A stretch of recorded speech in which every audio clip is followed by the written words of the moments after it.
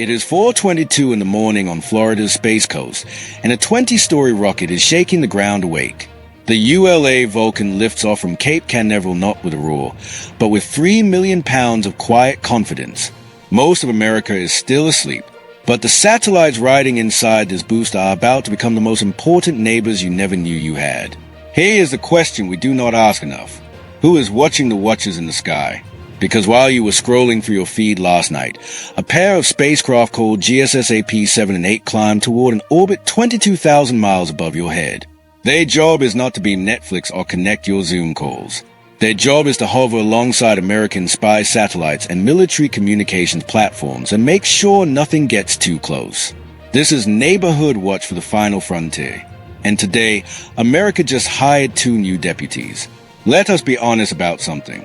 For the past few years, we have all gotten comfortable watching SpaceX land Falcon boosters on drone ships.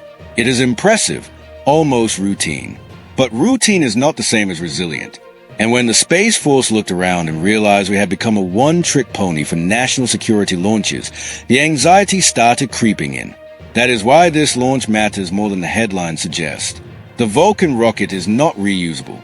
It will not stick the landing or generate viral video clips. What it will do is deliver payloads directly to geosynchronous orbit with an accuracy that saves years of fuel and extends the life of billion-dollar satellites. More importantly, it gives the United States something we almost lost. Choice. Consider this number. Under the current contract, ULA is now assigned more than $5 billion worth of national security missions through the end of the decade. That is not a handout.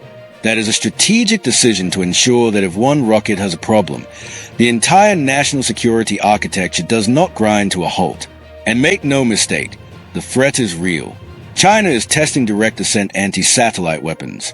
Russia is parking creepy spacecraft next to our birds. The old approach of launching occasional surveillance satellites and hoping for the best expired sometime around the last administration. Today's mission puts 2 new sentinels on the wall.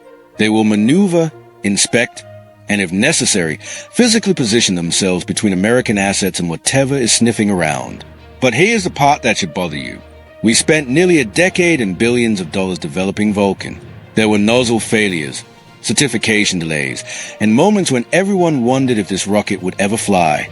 Meanwhile, our competitors did not wait. They kept building. So when you hear that this mission is Vulcan's longest flight ever, nearly 10 hours of upper stage burns to insert payload precisely into orbit, do not just think about engineering. Think about the message it sends. America still shows up. We still finish what we start. The Space Force calls this assured access to space.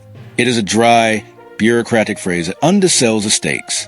What it really means is that when the next crisis unfolds on the other side of the planet, the commander on the ground will have GPS that cannot be spoofed, communications that cannot be jammed, and early warning that cannot be blinded.